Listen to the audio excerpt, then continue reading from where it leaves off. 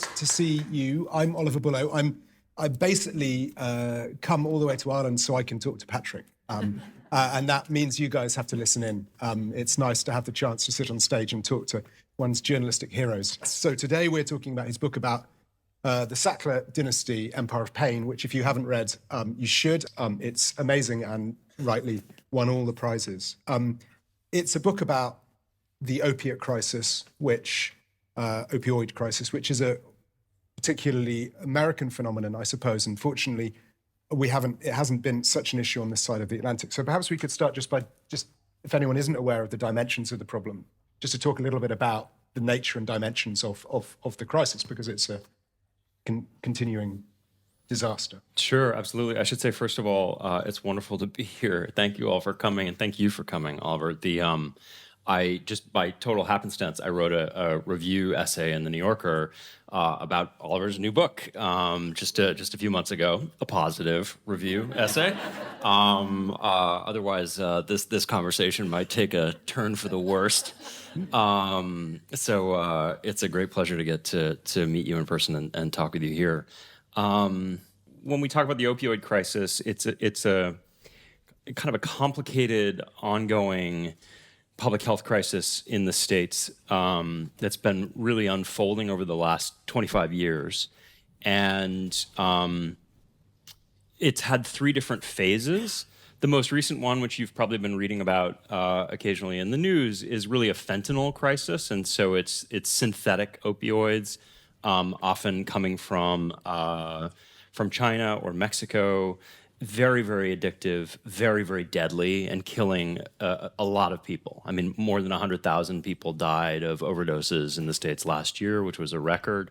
But prior to that, it was a heroin crisis. So again, these are all derived in one way or another, except in the purely synthetic case, from the opium poppy.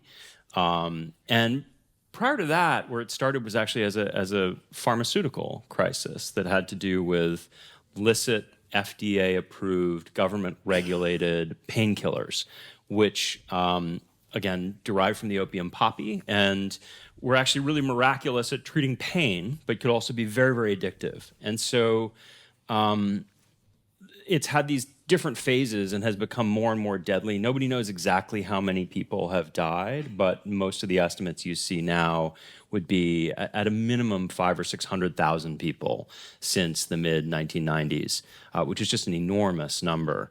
And it's a really complicated story, but one that it turns out has origins that I think are somewhat legible, and that was what I was really focused on in this book. So talk a little bit about how you came to write about this story. I mean, where it began for you. It began in a weird place. So I have always been really interested in drugs as a subject, and I've also been interested, as have you, in a kind of a broader, slightly more abstract question, which is where the licit and the illicit intersect. And so I did a big piece for the New Yorker years ago about the legalization of cannabis in Washington State, one of the first two states to legalize recreational marijuana. And what was interesting to me was the idea that for decades in the Pacific Northwest, if you know anything about the United States, there had been a really vibrant pot economy. There had been people growing excellent pot and people selling pot and people using pot, and it was illegal. And then with the stroke of a pen, they legalized it and it became taxed and regulated. And I was just really interested in how that transition happened. I had done a couple of big stories about Mexican drug cartels, and I was interested in the cartels certainly as criminal actors, but actually more as businesses. It sounds a bit flip. I mean, it's not in any way that I'm overlooking all of the murder and the bloodshed and the mayhem. But what struck me is these are also multi-billion-dollar, multinational commodities businesses. And so I wrote, actually before I was full-time at the New Yorker, I wrote a cover story for the New York Times Magazine that was sort of a Harvard Business School case study of the Sinaloa drug cartel. And as I was looking into that, I had these questions about, to what degree do they vertically integrate? Like, why would you, if you were a cartel, why would you only go as far as the wholesale deals in Chicago and then sell the drugs wholesale? Why wouldn't you get into retail distribution? And also, how much did they diversify? And so the Sinaloa cartel, which is the biggest of the cartels, traded in marijuana, methamphetamine, cocaine, and heroin. And the origins of this book were that I noticed that in around 2010, the Sinaloa cartel suddenly started sending more Mexican heroin into the United States. And nobody could figure out why. And there's a kind of peculiarly American myopia you could suggest about all things, particularly when it comes to the illegal drug trade, where certainly in the political rhetoric in the United States, there's a sense that the drug trade is a purely supply-driven business, that we helpless Americans, sit around minding our own business, and these brown people from south of the border inundate us with drugs that we're then forced to buy and consume. And so when suddenly there's all this new Mexican heroin, the discussion, to the extent that there was discussion, was like, what are they up to now? Like, why did they suddenly get it in their heads to send all this heroin? And of course, the answer is demand, that there was unprecedented demand for heroin. And as I looked into that, it turned out that the reason for that was that there was a whole generation of Americans who had had an on-ramp to poppy-based, opium-based drugs, which was these legal drugs sold by Big Pharma. And as I delved into that, I learned that really the drug that kind of started this whole process was this drug called OxyContin. And then I can just tell you very briefly, the germ of the book was that OxyContin is sold by a company called Perdue Pharma. And I learned that Perdue Pharma was owned by a family called Sackler. And I knew that name. So up to this point, everything had been sort of unfamiliar and exotic to me, but I knew the Sackler name because I'd been to the Metropolitan Museum of Art in New York City, where there was a Sackler wing. I'd been to the Smithsonian on the Mall in Washington, where there was a Sackler gallery. I'd been to the British Museum and the National Gallery in London, and the Tate, and the Sackler Serpentine, or the Serpentine Sackler, excuse me. And I had seen this name kind of in the background. It felt as though at every elite art museum I'd ever visited. And so there's this family that was known for its philanthropy in the arts, but not known for its contribution to the opioid crisis. And so the origins of this book was a desire to kind of take those two very different stories of this one family and put them together. So from the Sinaloa cartel to the Connecticut cartel. In just a few steps. Yeah.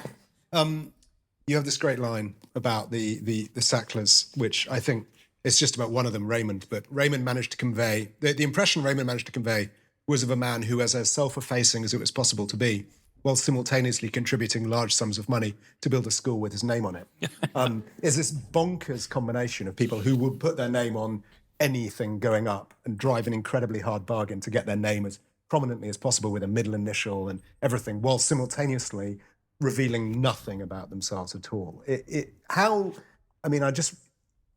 Just getting to the start of investigating this family surely is quite a challenge, considering how hard they were to pin down on anything. Yeah, I mean, that was sort of the paradox that I started with, was that the name was everywhere. It's funny, I was doing an interview when the book came out with an Irish journalist. I have to remember who it was. It was somebody here, I think it was on Irish radio, somebody who's very, very quick. And I was talking about how the Sacklers just had this mania to give money to put their name on things. And there was always a provision that said, well, our name has to be on the building and you need the middle initial. And with the first generation, they said, and it has to say MD because I'm a medical doctor afterwards. And that they would just put the name up left and right. And generations of the family were obsessed with putting the name up. And the guy said, so what you're saying is they had a sort of an edifice complex. Because pretty excellent. Off the cuff. I mean, I spent like 4 years working on this book and that didn't occur to me. This guy, very impressive. But so they had this edifice complex, but then they never gave interviews. There was no publicity. if you went to, when I started working on this in 2016, I went to the website of Perdue Pharma, this company that they owned. So I knew that they owned the company. I knew they dominated the board of directors of the company. I knew they had made billions and billions and billions of dollars from the company. And you couldn't find the family name anywhere on the website, nothing. And that just seems so weird to me, the idea that the name is everywhere in one context. And then it seemed to me deliberately obscured in another. So how do you do it? I mean, look, there's obviously a sort of hubris in trying to write a biography of a family when none of them will talk to you. And I can see how if you were a Sackler, you would think, where does this guy get off? But in my work at the New Yorker, I'm a big believer in writing about people who won't give you access. I think access is overrated in journalism. I think often, if you're writing a piece about a politician or a CEO, and I've done these stories, and they give you access, what that means is you're sitting down, and there's a lawyer over here, and there's 3 PR people over here, and they say, I'll tell you what, this whole thing's going to be off the record. You know, they say, I would never ask you for quote approval because I know that you have too much integrity for that. Instead, the whole thing will be off the record, and then if there's anything you want to use, come back to me, which of course is quote approval. That's the way those stories get written, and I find, I don't know, I think there was a story I wrote about a guy named Mark Burnett, who's a big English reality TV producer who created the show Survivor, and he created The Apprentice with Donald Trump. And I wanted to write about his role in sort of putting Trump on the national stage, and he didn't want to talk to me and refused to give me an interview. But he had these 2 ex-wives who did talk to me on the record. And I often feel like you're going to get a much more vivid picture if you do the story where you talk to the 2 ex-wives than the highly choreographed interview with that person. So with the Sacklers, I was sort of working around their resistance and talking to people who knew them. So talking of ex-wives, at the kind of heart of this story, I mean, it's a 3-generation Sackler story, right? You've got the family that arrive in the States, you've got their children, and then their children. Arthur Sackler, it seems to me, is the kind of the sort of tent pole in the middle of this marquee. Talk a bit about him, because he is an extraordinary, dynamic nightmare of a human being. Yeah, I mean, it's funny because I feel as though so much of this kind of journalism, as you know as well, it's all found art, right? You're not able to make anything up. You hope that the stories you tell will have some narrative qualities and good characters and good scenes, but you sort of have to go out there and just look under rocks and see what you find. And sometimes the people at the heart of your story are just intrinsically dull, like inescapably dull, and you have to do all this work to try and compensate for their innate dullness. And then occasionally you get somebody like Arthur Sackler, who's this character who it's like he walked out of the pages of a Saul Bellow novel. He's just this kind of larger-than-life, colorful, maddening, vexing guy. But there were originally 3 Sackler brothers, all doctors. And they grew up in Brooklyn against the backdrop of the Great Depression. Their parents were immigrants from Central Europe who had come at the turn of the last century. And Arthur later said that by the age of 4, he knew he would become a doctor because his mother kept telling him he would be a doctor. And he goes to public school in Brooklyn, and he's invested with this very kind of, this real sort of American dream mythology that in the course of a single lifetime, you can go from being a family where the parents don't speak English, they're off-the-boat immigrants, they have no money, to just dominating the world, and that's possible. Of course, he's white, he's a man, he got access to great education, so there were all kinds of advantages there. But it ends up being true, and he's so restless that it's not enough to just become a successful doctor. He also gets involved in pharmaceutical advertising, and this is where he realizes his greatest gift lies. It's not so much in medical research, it's in figuring out how to sell drugs. And he happens to come of age in that post-war period when you really get the birth of big pharma as we know it today, when all of these pharmaceutical companies are turning out these new drugs practically every week and trying to find ways to differentiate them and sell them to consumers, and more importantly, sell them to doctors. Figure out a way to persuade a doctor to write the prescriptions. And Arthur gets very involved in that. He has many different careers. He's the one who starts with the philanthropy. He has many different wives. One life would not be enough for this man. And the first great Sackler fortune is made because Arthur Sackler got the marketing contract for Valium, which at the time was a huge blockbuster, the most successful drug in the history of the business. Another drug that promised great therapeutic benefits, but also could potentially be quite addictive. And so that was really how it started. And it's funny because Arthur, I should say, dies in 1987 before the introduction of OxyContin. As recently as I think yesterday, Arthur's widow, the third of those three wives, has a piece in the Times of London saying, let's not neglect all of the great things that the Sacklers did. And, she would argue that he shouldn't have even been included in my book. But to me, part of what's interesting about Arthur is that there's this sort of, is that everything that happens later with OxyContin and the marketing of OxyContin, you can find a predicate for in the story of Arthur. But I mean, before we get to that, just as a human being, he had his big ad agency, but there's also a rival ad agency. He didn't dominate the market. It just turned out he also owned the rival ad agency, but wasn't telling anyone, right? So with marketing drugs, he would include the business cards of physicians who approved the drugs, and all of the physicians were invented. If you rang them up, there would just not no such person. Yeah. I mean, he is a rogue, right? I mean, like a lying rogue. Yeah, absolutely. But though what was really interesting... But also a genius. Yeah, but it struck me as, you mentioned the American Dream earlier, it struck me that had you written this book 30 years ago, in a way it would have been a story of the American Dream guy. This is a guy that fled as Jewish immigrants, they'd fled Central Europe, they'd come to the States in the Great Depression, and he had built this amazing career and collected so much art that his house was full of it, he didn't have anywhere to put it. I mean, it's kind of amazing. It's totally amazing. No, I mean, and this was part of what I find magnetic about him as a character, is that he has this force of will. There's a line that Steve Jobs apparently used to talk about how there are certain people who put a dent in the universe.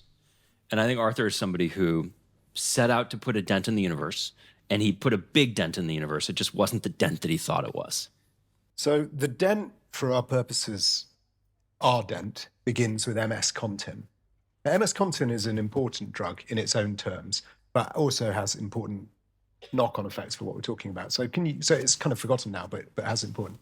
Yeah, I mean, so I should say the dent for me it starts even earlier with Arthur, because I think what Arthur did was he mingled medicine and commerce in a way that ended up hijacking medicine. I think that a lot of us, and I should say, if you have a system like the NHS, or if you're any place but the United States, this would probably be more reliably true. But you meet with your doctor, and you want to believe that the doctor is responding purely to, there's a kind of purity to the interaction, right? That it's a purely therapeutic situation. You describe whatever your malady is, your doctor gives you a course of treatment. And Arthur's whole thing was, what if we put an economic wedge between those two people? What if we found a way to pollute that with industry? And so you eventually get this drug, MS-Contin. So Arthur has these two brothers, Mortimer and Raymond, his kid brothers, both doctors, less dynamic than he is, less successful than he is, but he kind of brings them along. And less successful, I should say, in the early going. He buys a pharmaceutical company at the time called Perdue Frederick, and he gives it to them to run. And for a long time, it does kind of humdrum, not very interesting, over-the-counter stuff. They have a very unglamorous. They have there's a laxative was one of their big products. They had a very successful earwax remover, that sort of thing. But in the 1970s, they start getting interested in the treatment of pain. And there was the beginnings of a revolution going on in the medical profession on both sides of the Atlantic, in which physicians said, we haven't taken pain seriously enough Too often, patients are forced to just kind of grin and bear it. We don't really do much physician education in how to treat pain. And a lot of these doctors who were kind of pushing for a reconsideration of the treatment of pain said part of the problem is there's a lot of hysteria about the use of opioids. So morphine, very powerful opioid painkiller, had been associated with addiction. There was a sense for a lot of doctors that it was like the thing you kept on the top shelf and you only reached for it when nothing else worked, or it was kind of an end-of-life situation. There was a sense that, like, if your mother was put on morphine, that meant your mother was going to die.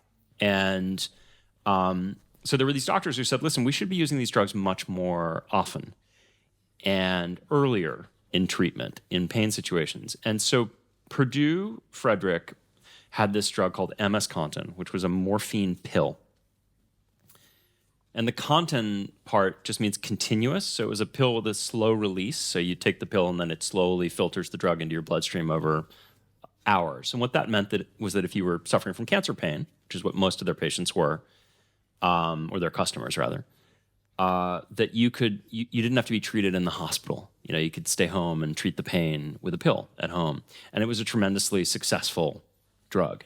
And I should say, one that had there were problems associated with it, but it was sort of moderately successful, a few $100 million a year, and didn't necessarily have a huge noxious legacy. But it also demonstrates the Sacklers' amazing gift for playing the regulators.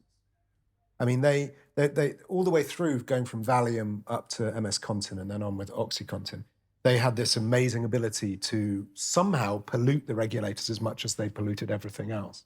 So with OxyContin, they say, well, it's just morphine, right? You don't need to get new approval for it. And by the time the FDA is saying you did, it's too late. People are already using it. But what I found was particularly interesting was the way that the stories of Henry Welsh with Valium and then Curtis Wright with OxyContin parallel each other. So can you talk a little bit about how, maybe this happens with all drugs, I don't know, but it seems particularly stark that you're presenting an addictive substance to the regulators and you manage to somehow get them to wave it through. Yeah,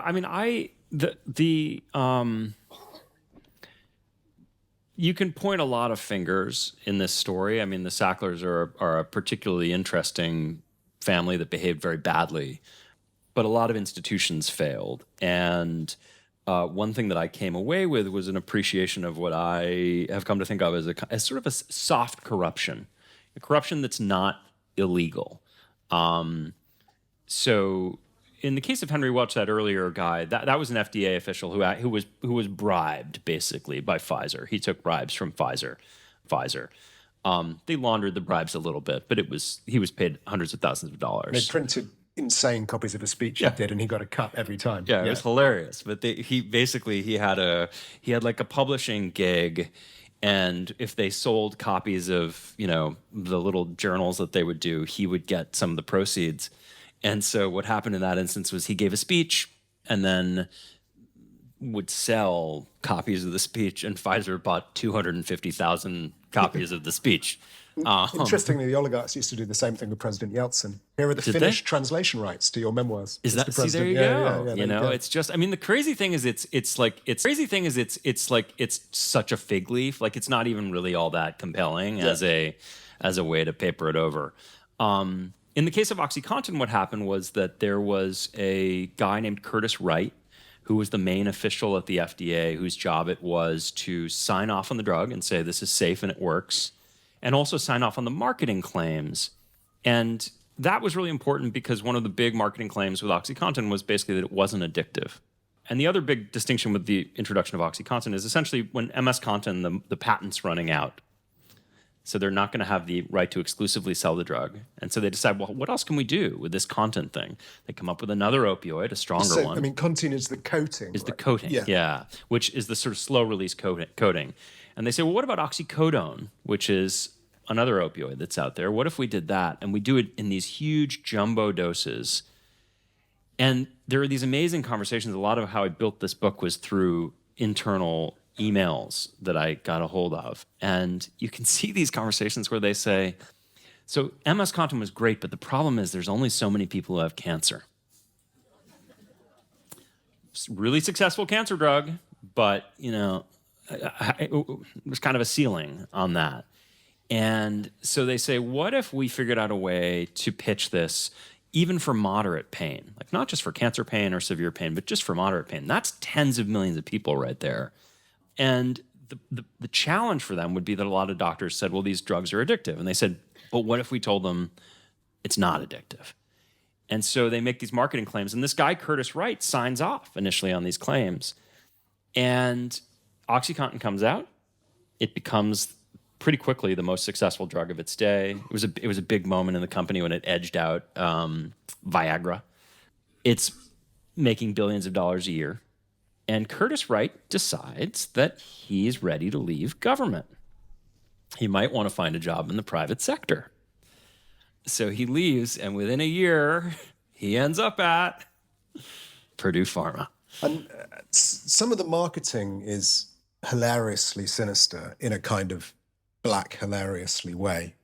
The fact that, like any good drug dealer outside the school gates, they're giving it away for free. They say, your first 30-day course in OxyContin, you can have that on us. And if you want some more, come back. I mean, this is, it's like drug dealer 101. And the crazy thing is the continuities. They did that with Valium as well. It was the same thing with Valium. You take an addictive substance, and it's the first hit is always free.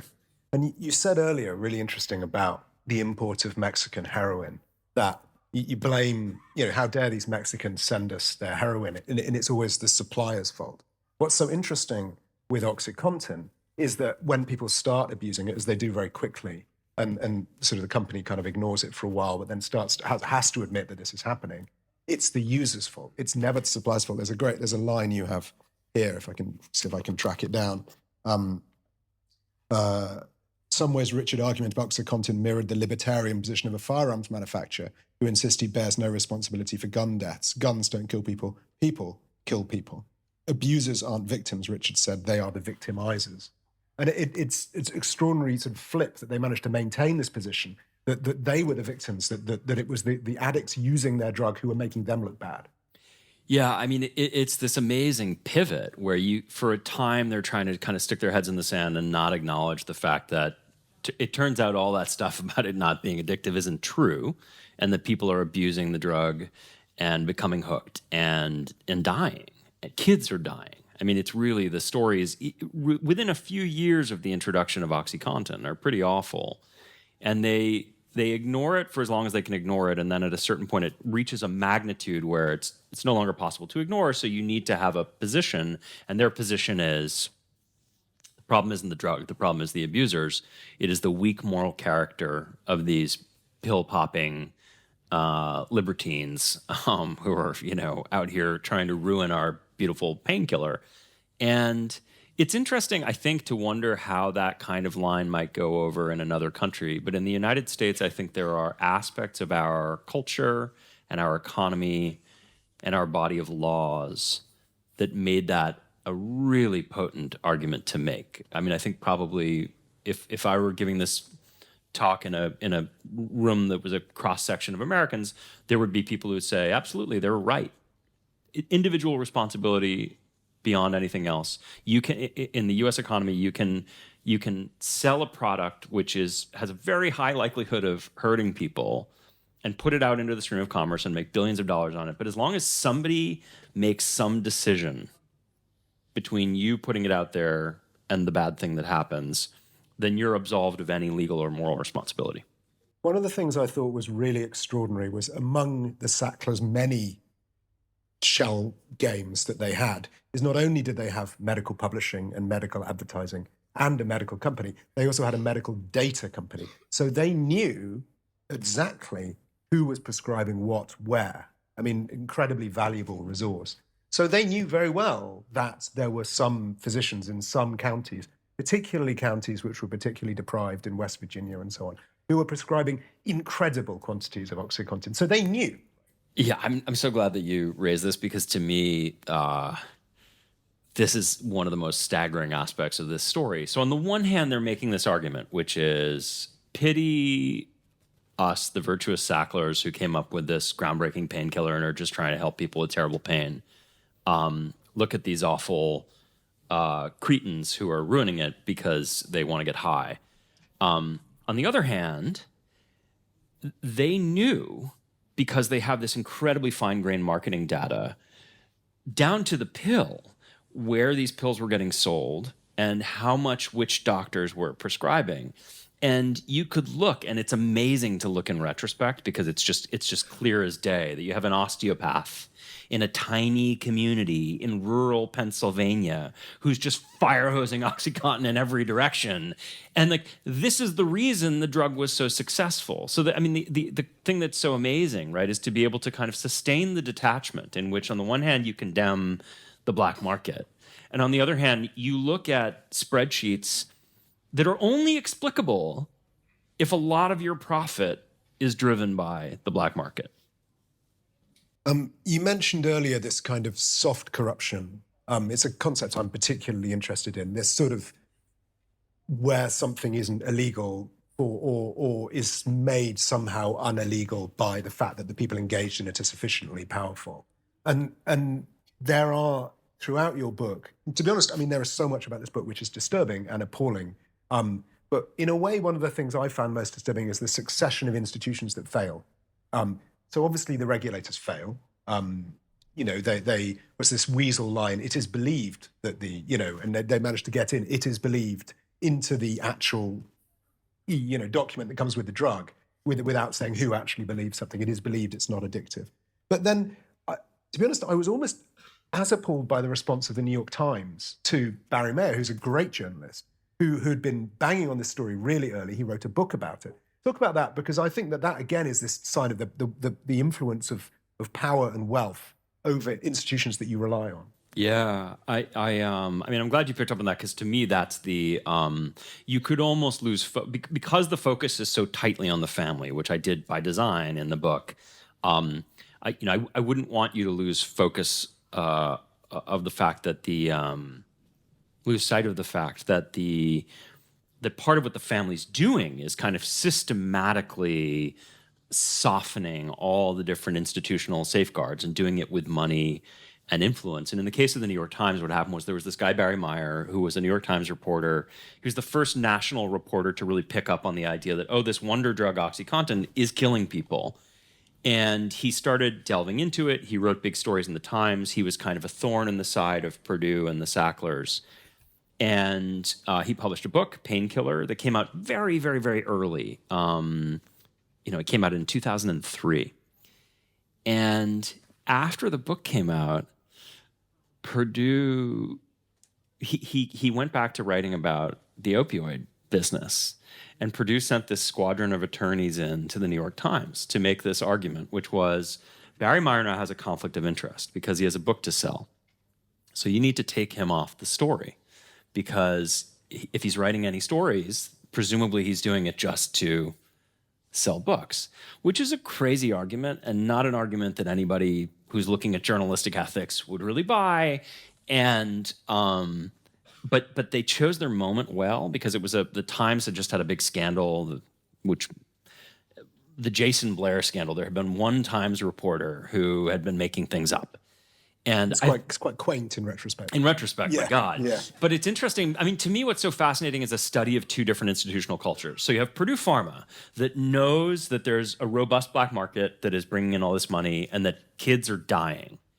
And it's just business as usual, and they kind of keep pushing forward. And then you have the New York Times, where they had one bad apple reporter, and the New York Times is just like, heads were rolling. All these people are fired. They have a committee of experts to come up with 150 recommendations for how they can fundamentally change their corporate culture. I mean, there's all of this kind of garment-rending, soul-searching at the Times. And in the midst of that, Perdue sends in its hatchet men to say, Barry Meyer, the one guy who has been really chasing this story, is not fit to cover this story. You need to take him off the story. And the Times did.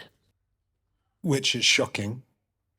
In a way, shockinger is the way that the DOJ in Washington responded to these very bold and noble prosecutors in Virginia who looked into what was happening in their neighborhood, in their community, and said, this is appalling, and went after Perdue properly, and really could have got somewhere. Yeah, that didn't work out either. So you had these federal prosecutors in Virginia who put together a case. They spent 5 years. They did, subpoenaed all kinds of people, had a grand jury, Millions of documents. huge amounts of research. And their plan actually was to go after the Sacklers. What they did was they wanted to charge the 3 top executives at the company with felonies. And then the idea was, these are pretty soft targets. These guys don't want to spend any time in jail. As soon as they see the danger of jail time, they'll flip and give you the Sacklers, who owned and controlled the company. But what happened was Perdue had its lawyers, including these kind of high profile, Rudy Giuliani, who now is a punchline, but at the time was considered a credible fixer. He goes in there along with Mary Jo White, a very famous lawyer in the States who had been an official. She subsequently was an official for Barack Obama in his administration. They went over the heads of the prosecutors to the George W. Bush Justice Department and said, call off the dogs. You cannot charge these guys with felonies and have them risk jail time. You can give them misdemeanors. The company can pay a fine. That's okay. But we don't want any of these individual executives facing any penalties. And I will say, I think it's a testament to how terrible a decision this was, that when I came along 15 years later and figured out all the people who were in the room when the decision was made and called them all, they all pointed fingers at each other. It was like an orphan decision. Nobody today will tell you, yes, we did this and this is why, and it was a good idea. They all just disown it. But so what happens is that's 2007. And if you look at the numbers of people who've died since 2007, it's really astonishing. You had a real opportunity, and it happened with Barry Meyer as well. You have these different points along the story where things could have changed. And they don't. And again, it's because of the exertion of influence and these fixers that they hire who really should know better to go in and exert that influence. So there's the 3 top executives who kind of take what little justice is meted out at this point. You compare what happens to them to a mafia family, because although they're forced to sort of do the perp walk in as far as there is a perp walk and everything, but they get taken care of. To the tune of millions of dollars that they're paid afterwards. Yes. Yeah. So the Sackler family looks after its own. Yeah, and hilariously, I don't. As just a study of corporate culture, part of this for me is having never really been fit to work in any sort of corporate environment. I'm always fascinated by the anthropology of these places. But so one of these 3 guys, his name was Howard Udell, and he was a longtime lawyer, very loyal to the Sacklers. People compared him to the Robert Duvall character in The Godfather, very loyal to the family. And he ends up being one of these 3 executives who takes the fall. He has to plead guilty to a misdemeanor. He was totally associated with all the bad stuff the company did. The company paid a $600 million fine. And at that point, they sort of said, for public consumption, they said, we've changed. We had a few bad apples, but, we're going to be a better company, more responsible in the future. And then on the law library, on the 8th floor of Perdue headquarters in Stamford, Connecticut, they hung a portrait of Howard Udell, the guy who had pled guilty, and they named the law library after him. And so I would interview these executives who came later, and they said, I was just dealing with these mixed messages here, because on the one hand, we weren't supposed to do the really illegal stuff that we'd done before. On the other hand, there was a portrait of the architect of that stuff in the law library. What should I take from this? Yeah. To slightly bring it up to the present day, there has been this sprawling, multi-jurisdictional, 47-dimensional chess court case that's been going on. I'm not going to ask you to explain that because I'm not sure anyone in the world understands it. But where are we now with all this? So the story ends in bankruptcy court.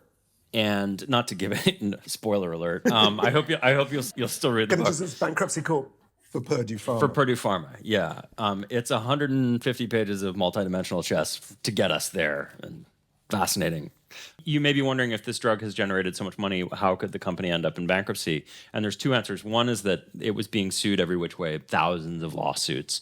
But the other is that very quietly, over the decade leading up to that, the Sackler family had started to siphon money out of the company. I believe because they knew that someday all these lawsuits would come. And so eventually there's thousands of lawsuits, and the family has taken $10 billion out of the company. And they say, the company doesn't have any money anymore. it's a shame about all these lawsuits. How could we possibly deal with this? We have to declare bankruptcy. And so the company ends up in bankruptcy court where all these thousands of creditors are fighting over the scraps. And the family is on the sidelines with this $10 billion that they've taken out. And so you end up in this kind of wild situation, and there's a bankruptcy judge who's very sympathetic to the Sacklers. And part of the reason for that is in the US system, you can pick your own bankruptcy judge. When you declare bankruptcy, you can decide which judge you want to declare bankruptcy before. And there's an exotic procedure that is illegal in a lot of places in the US, but some bankruptcy judges favor it, including this one, which says that if there's a company that has declared bankruptcy and you were sort of involved in the story but haven't declared bankruptcy, the judge can offer you a shield, can offer you immunity from any future lawsuits, even though you haven't declared bankruptcy. So the judge does this. In exchange, the Sacklers agreed to pay some money.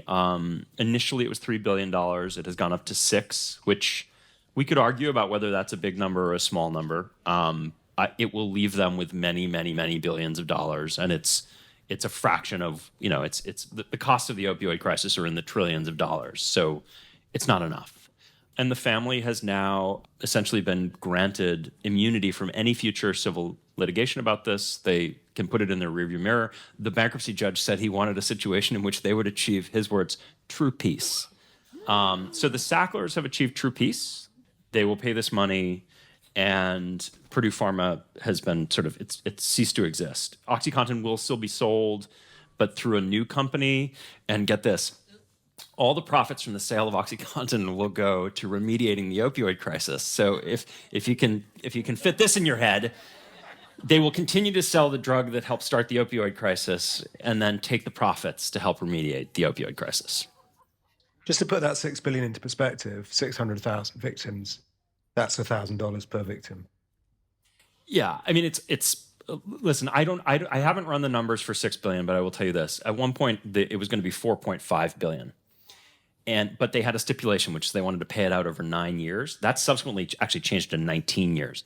This is a very Sackler kind of trick to do. So when it was going to be $4.5 billion over 9 years, I was just curious, and I called some people who advise, like financial managers who advise high net worth families. I said, okay, so the Sacklers have an estimated $11 billion fortune, and they're going to pay $4.5 billion, but they're going to pay it out over 9 years. What's that going to look like for them? And these financial advisors said, okay, well, if you assume a really conservative rate of return on an $11 billion fortune, just in the form of interest, and then really very, very conservative investments, what that means is they can just pay it off from their returns. They never have to touch their principal. When they're done paying the $4.5 billion after 9 years, they'll be richer than they were when they started paying it. So again, it's probably different for $6 billion over 19 years. Haven't run the numbers, but I think it's sustainable. I'm guessing there may be questions in the room. Harriet has a microphone. There's a lady with her hand up there. Could we? Thank you. I was just wondering if there was a scenario where you could be with one of the Sacklers in a room and interview them with no lawyers, would that be satisfying? Is it worth it? Can you get anywhere with these people? I'm thinking, there's that video on YouTube, I think, with Richard Sackler, the deposition, being asked really direct questions, but he just says, I don't know, like 200 times. So can you get anywhere with people like this? Would it be incredibly unsatisfying, do you think? Oh, what a great question. So, I mean, I should say, just for clarity, none of the Sacklers talked to me in the end. They have been threatening to sue me since before I started writing the book. I developed a very intense epistolary relationship with their lawyers, but I never talked to any of the family members. And I think where you're going with your question is absolutely right, that particularly with the older generations,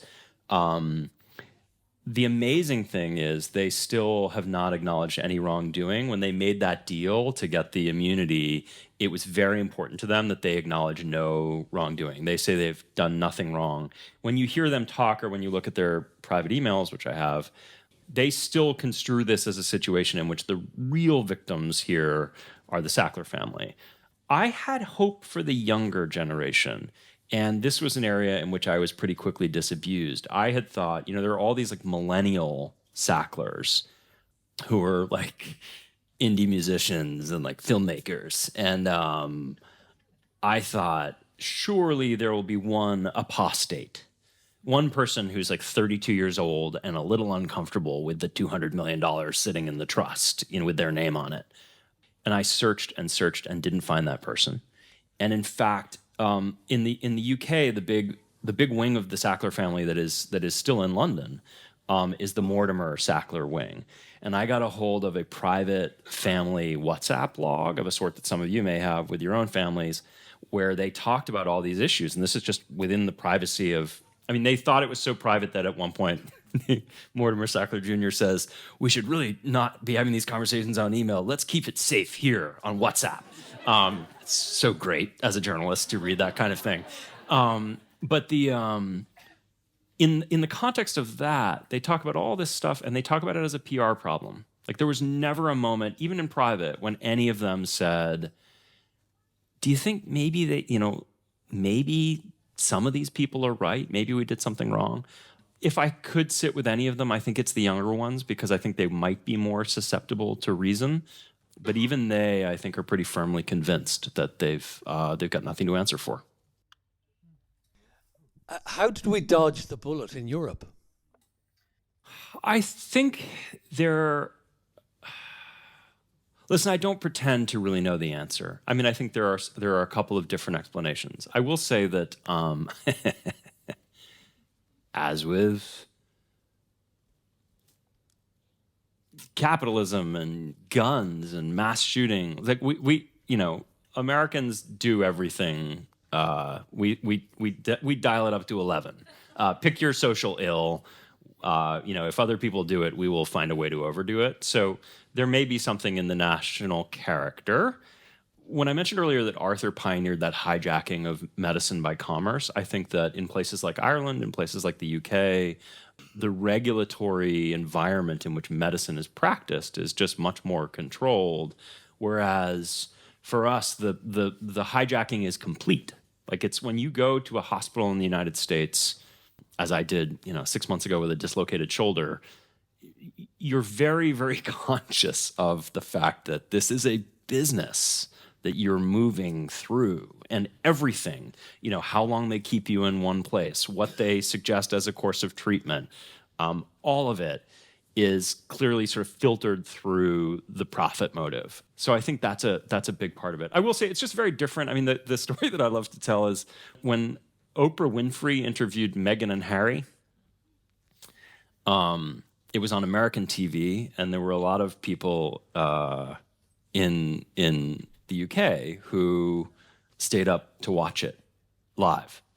And I wasn't watching it, but I was on Twitter at the time, and I could see everybody in the UK who was watching it was responding to the same thing, which is that they were watching American television with American ads, and so they got a little glimpse of the Clockwork Orange barrage that we're exposed to every night of direct-to-consumer advertisements for drugs you've never heard of, in which they're sort of promising all these benefits, and then there's a guy who talks very quietly, very quickly at the end about all the side effects may include, sudden death, bleeding from your eyeballs, all this, and what was amazing was to see people say, "Oh my God, is this what it's like on American television? Do they have to deal with this?" And the truth is, every night, every time we turn on the TV, that's the dystopia we live in.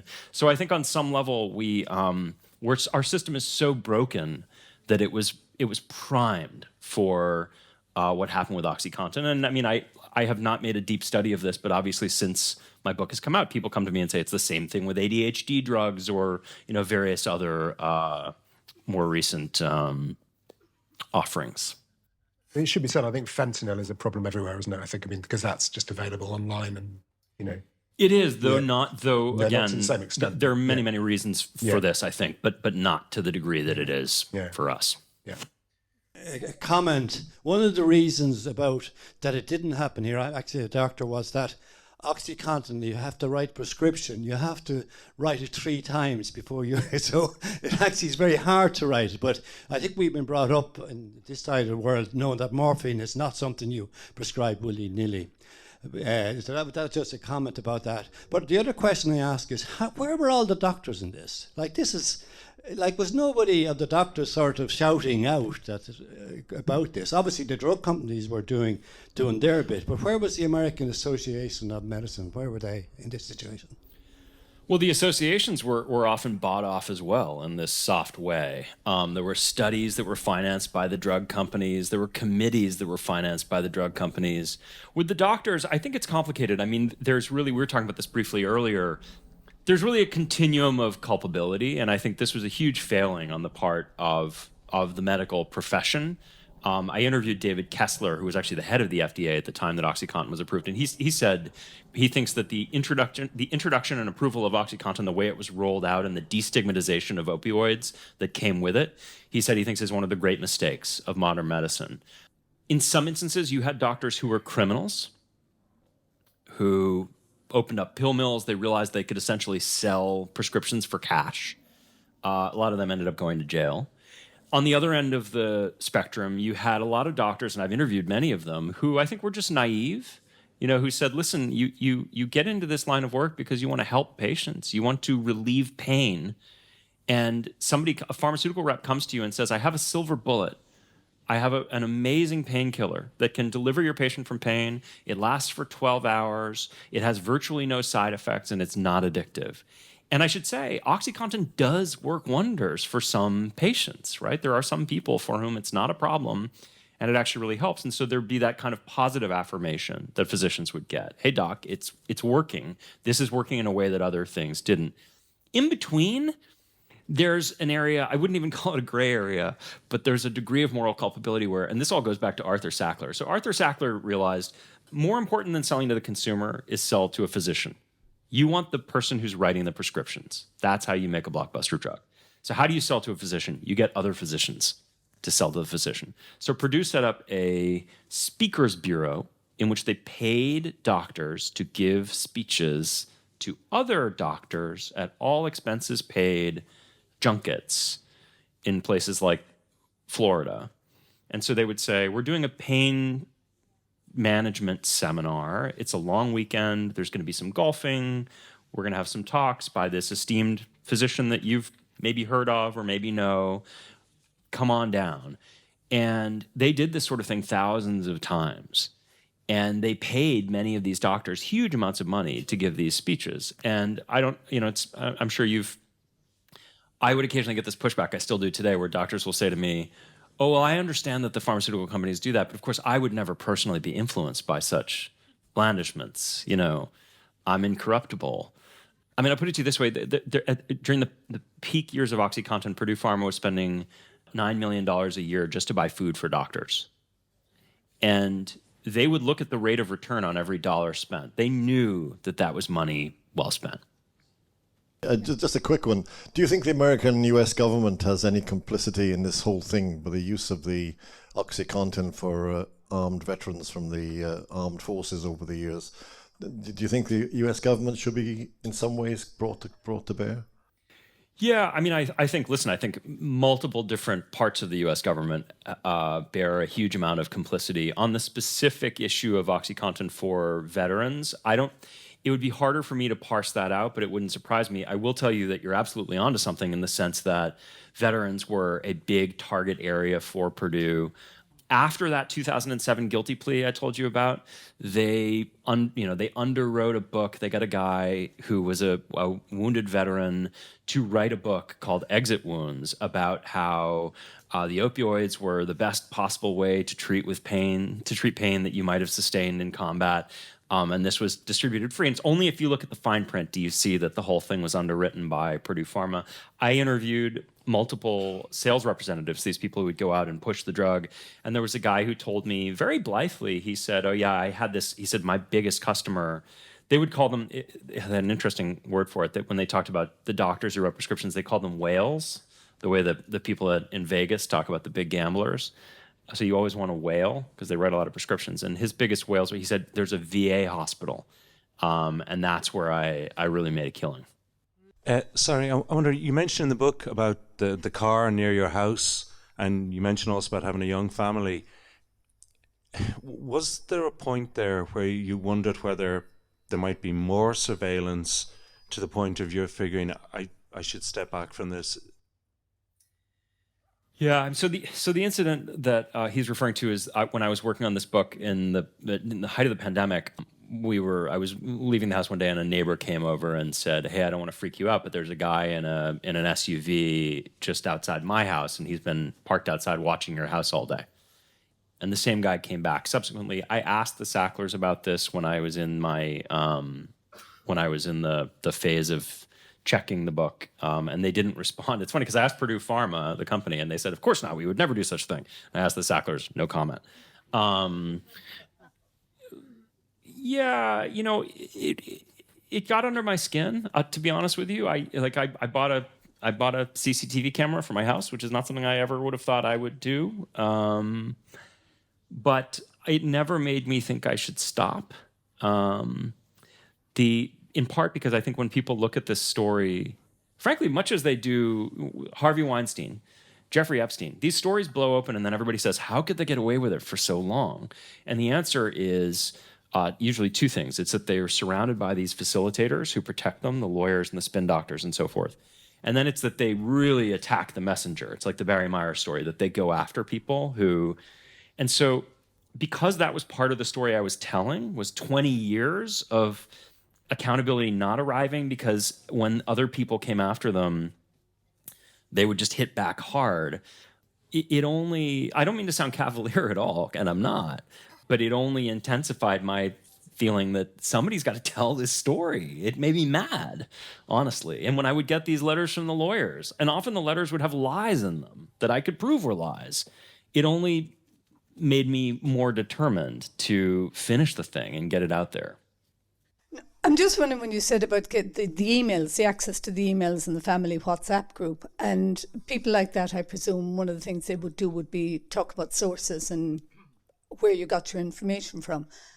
Did they threaten your sources or to find out who your sources were, and how did you protect your sources? So, I mean, this is something I deal with a lot in my day job, and I'm very, very careful about. I don't know how many people I talk to all in for the book, but a lot. And I mean, more than 200 people and dozens and dozens and dozens of people who had worked at Perdue Pharma, people who knew the family, had worked for the family. And I'm always pretty straightforward with people that if it's okay for me to name them, I want to name them. There was a doorman who was a doorman at the building where the family lived, who I interviewed, and he was okay being named, and I named him. There was a yoga instructor who wasn't okay being named, but was okay with me saying a yoga instructor. I think probably on the grounds that this family has had so many yoga instructors, it wouldn't narrow it down. So I was, there's a kind of, it's on some level, this is just it's sort of baked in at this point. There's some people want to talk on encrypted apps. There was somebody who I never figured out who they were, who sent me anonymously a thumb drive. It just turned up in my mailbox. I think there probably was some desire on their part to figure out who was talking to me, particularly who was leaking, because there were things some of these emails that I got that were very revealing. But another hazard of being the Sacklers is that the family doesn't get along. I mean, a lot of what's in the book is the infighting, and they all have their own lawyers, and then they all have their own PR people. And so what's funny is you can have like a conversation between a couple of Sacklers on email. And then, so there's a conversation that starts with like a conversation with the family, and then it's, I'm CCing my lawyer and my PR person, and then this person will, I'm CCing my lawyer and my PR person, and then, and what happens is you see this like proliferating CC, and so suddenly you're like 10 emails in, and there's 65 people getting the email, which means that when it happens to arrive in my hands, it's going to be harder for them in a forensic way to figure out who that would be. So I should say, book came out a year ago, and so far, everybody's okay. All right, I'm getting a... buy the books, ask questions. It's brilliant. Thanks very much. Thank you all. Thank you all.